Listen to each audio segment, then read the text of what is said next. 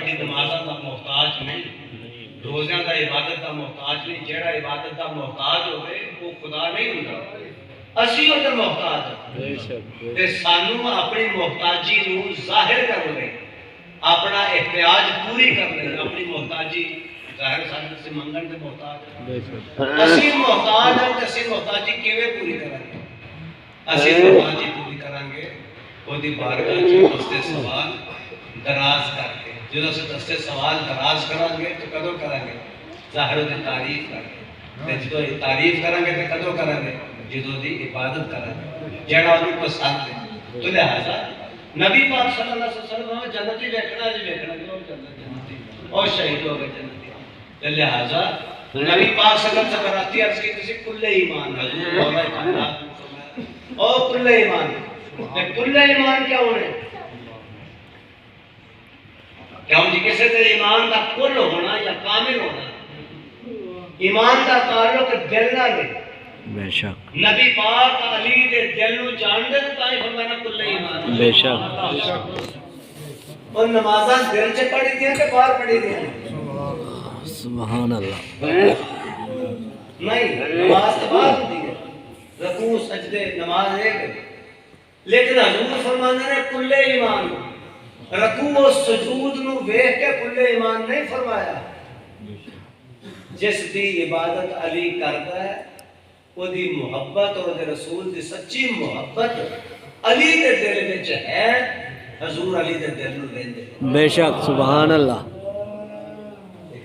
فرمایا وہ کل ایمان. جڑا کل ایمان ہے ادا مطلب ہے ایمان کامل کدوں ہویا؟ جدو تن من دھن سب کچھ مصطفیٰ دی بارگاہ قربان کر دو پھر ایمان ہو جاتا ہے کامل. پھر بندہ کل ایمان. کل ایمان علی دے دل وچ تے علی مومن کامل ہے. عزیزان گرامی کرے ایتھے عجیب ایک سلسلہ دینا ہے او دا بھی ذرا گھر چھڑا کر. دو سلسلے یعنی روحانیت وچ بڑے مشہور ہوئے. چار صحابہ خلفائے راشدین جنہوں کہنے ہیں چار صحابہ, چارے خلیفے چارے یار. حضرت پہلے خلیفے جناب پہلا خلیفہ اول خلیفہ بلا فصل حضرت سیدنا ابو بکر صدیق ساڑھا نقشبندی سے سلام. آخری پھر دو خلیفے درمیان چ میں نہ جی روحانیت دے تاجدار نے, روحانیت دے ناز کر دی انہوں نے تے معرفت بھی ناز کر دی انہوں نے. تے جس نبی دے وسیلے نال انہوں نے معرفت ملی وہ نبی نو اپنے یاراں تے ناز. تے جس رب دے او بندے نے اپنے رب نو بھی اپنے محبوب تے یاراں تے فخر تے ناز ہے. ٹھیک ہے جی, اننے جلیل القدر نے. لیکن عزیزان محترم دو صحابہ ایسے نے جنہ دا فیض روحانی بڑا چلے ہے. سمجھ لگی دے گل جی؟ ویسے تو ساری امت وچ فیض جناب ابو بکر عمر عثمان علی دا سمانن ہے, لیکن بطور خاص بطور سلسلہ فیوض و برکات مصطفیٰ کریم اور معرفت مصطفیٰ کریم صلی اللہ علیہ وسلم جس تو سیراب لوکن کیتا وہ کون نے؟ جناب صدیق اکبر جناب مولا کائنات پہلے تے چوتھے خلیفے. وہ دی مثال ہے وہ میں تو سمجھاواں کہ ایدی وجہ کی میرے نزدیک وجہ ہے کہ ہجرت دی رات غار ثور چ بھی حضرت ابو بکر صدیق دی جھولی چ مصطفیٰ پاک نے اپنا سر مبارک رکھیا سی. تے اس سر مبارک نو علماء دیوبند لکھتے ہیں کہ وہ جڑا عطاءاللہ شاہ بخاری لکھتا ہے کہ قرآن چہرہ مصطفیٰ صلی اللہ علیہ وسلم تے قاری ابو بکر سے غار وچ جن نے مصطفیٰ کریم دے صدر انور نو قرآن جھولی چ رکھ کے جن نے پڑھیا وہ ابو بکر سے. قرآن مصطفیٰ سی تے قاری ابو بکر سے. یہی قرآن خیبر دے مقام تے مقام صحابہ تے یہی قرآن علی دی جھولی ویسے تے قاری علی بنے. ٹھیک ہے جی؟ نہیں اس واسطے عزیزان محترم جس نے چولی چ رکھ کے اس قرآن کی تلاوت کی تھی وہ فیض روحانی قیامت تک زندہ شکل. سبحان اللہ.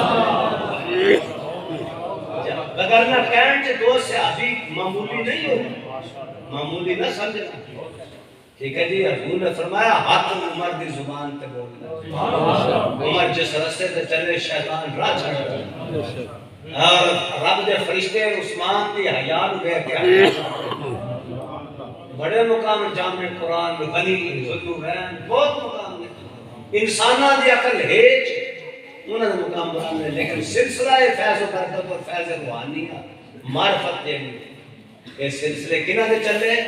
جنہاں دی جھولی چ مصطفیٰ پاک نے سر رکھ دیتا، تے پھر والا لڑنا پھر شعر پڑھنا پڑے گا، انہاں کیا اگر سر پہ رکھنے کو مل جائے نال پاک حضور تو پھر کہیں گے کہ ہم تاجدار ہم بھی ہیں۔ یہ کہتے ہیں ہم بھی تاجدار سلسلہ ہیں، چونکہ ہماری جھولی میں کوئی کائنات کی دولت، ہماری کوئی کائنات معرفت کی کائنات اور اس کائنات روحانیہ کی کل دولت حضور کا سر انور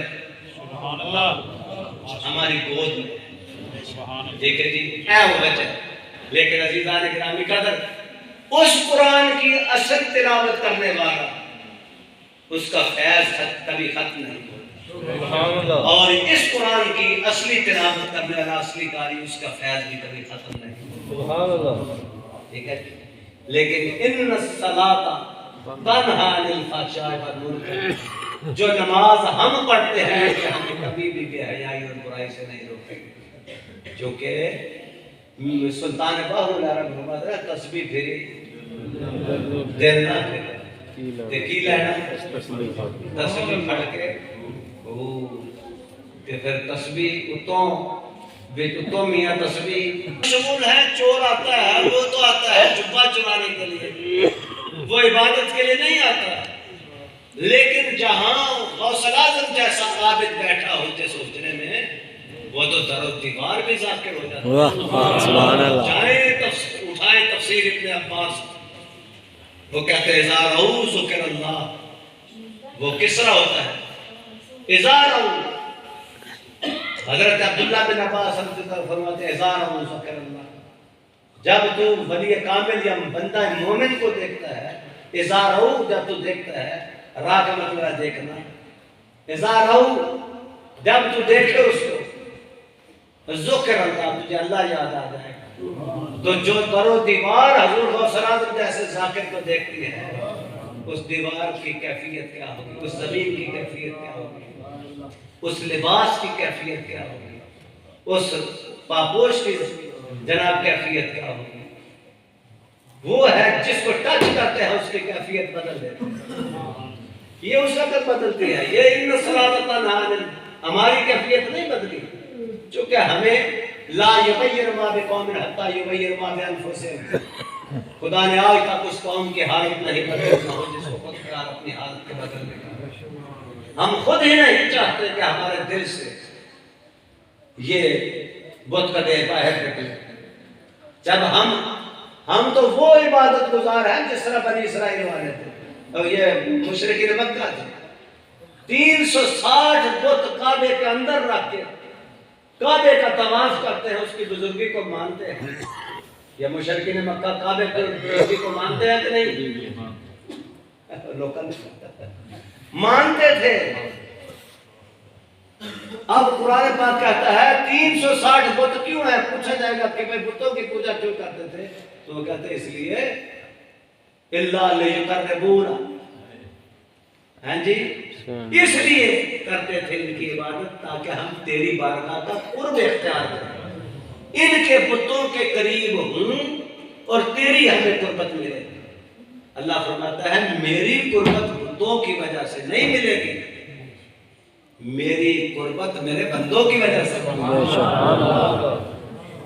اب یار لوگ جو یہ یار ہے، یہ جو یار بار یار ہے، یہ کہتے ہیں جس طرح وہ بتوں کی پوجا کرتے تھے تم یہ قبروں کی پوجا کرتے ہو۔ ہم قبروں کی پوجا نہیں کرتے، ہم جب قبر میں جب وہ زندہ تھا ظاہری طور پر، ہم تو ان کی پوجا بھی نہیں کرتے، ہم تو اپنے نبی کی پوجا بھی نہیں کرتے، چونکہ ہمارے نبی کا پیغام ہے۔ قرآن کہتا ہے کہ نبیوں نے کہا ہے کونوا ربانیین، کہ کہ میرے بندے بنو، رب کے بندے بنو. کسی نبی نے یہ کہا ہی نہیں. جب کسی نبی کی شریعت ہی ایسی نہیں ہے کہ مجھے سجدہ کیا جائے تو پھر ولی سجدہ کیسے کرا سکتا ہے؟ تو قبر کو سجدہ کیسے کرائے گا؟ لہذا ہمیں کسی ولی نے سجدے کی تعلیم نہیں کی. جو سجدے کی تلقین اور تعلیم دیتا ہے وہ ولی ہے ہی نہیں، وہ تو شیطان ہے. لہذا ہم قبروں کو نہیں پوجتے.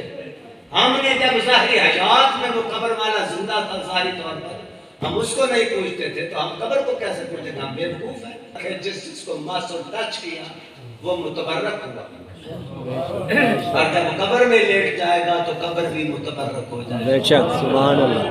اذا رأوا ذکر اللہ، وہ اللہ تعالیٰ کے جلووں کی آماجگاہ بن جاتی ہے، تو جلووں کا مرکز بن جاتا ہے.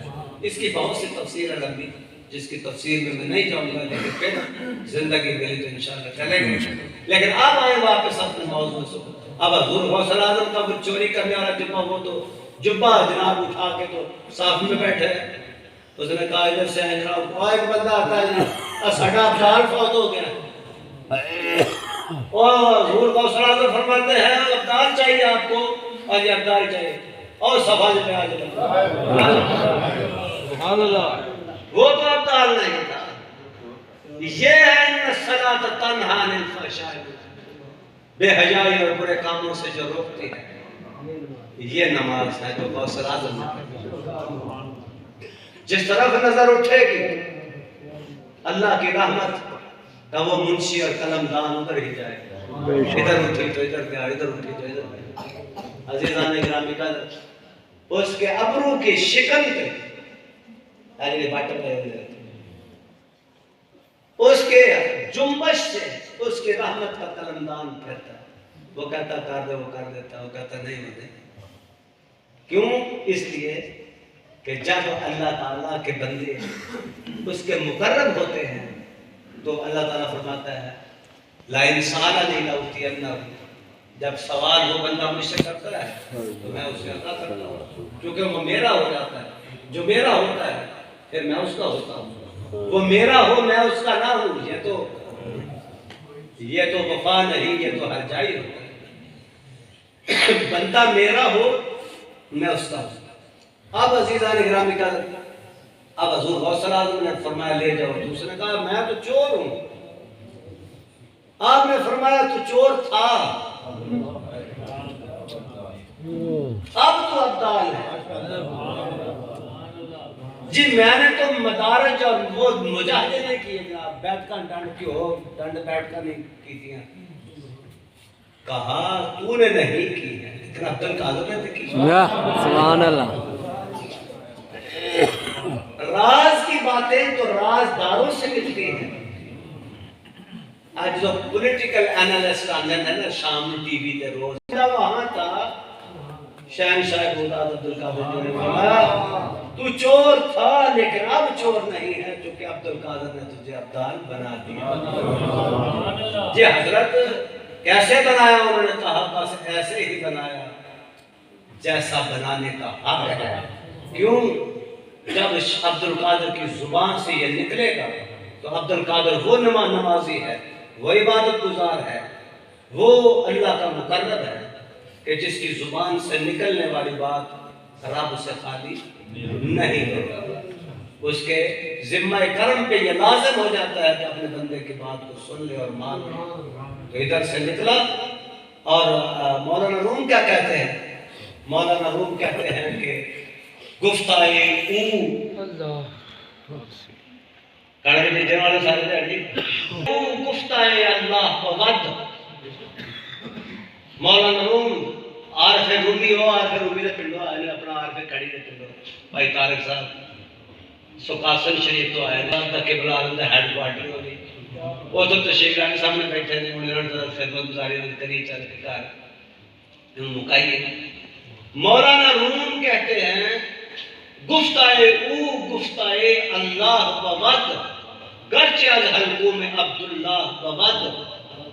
اس کا کہا ہوا اس اللہ کا کہا ہوا، اس کی زبان سے نکلی ہوئی بات وہ اللہ کی زبان کی بات ہے. اس کا قول قول خدا ہے، اس کی بات بات خدا ہے. اس کا حکم خدا ہے. کیوں؟ گرچہ از حلقوں میں عبداللہ بود. بات عبداللہ کہتا ہے اللہ کا بندہ، بات اللہ کے بندے کے حلق سے نکلی ہے، لیکن حلق بندے کا ہے، لیکن بات خدا کی ہے. بات جو ادھر سے ہوئی وہ ہو کے رہے گی، اس لیے کہ خدا کا وعدہ ہے. تو ادھر سے غوث اعظم نے کہا ہوگا. تو عزیزان گرامی کا ایک ہی جست نے وہ قصہ تمام کر دیا، زمین سے اٹھایا اور اس کو آسمانوں کی بلندیوں تک پہنچا دیا. یہ ہے وہ نماز جو نماز ہے. اور وہ مجنون، پتہ ہے مجنون جانتا سے کیا پتہ تھے؟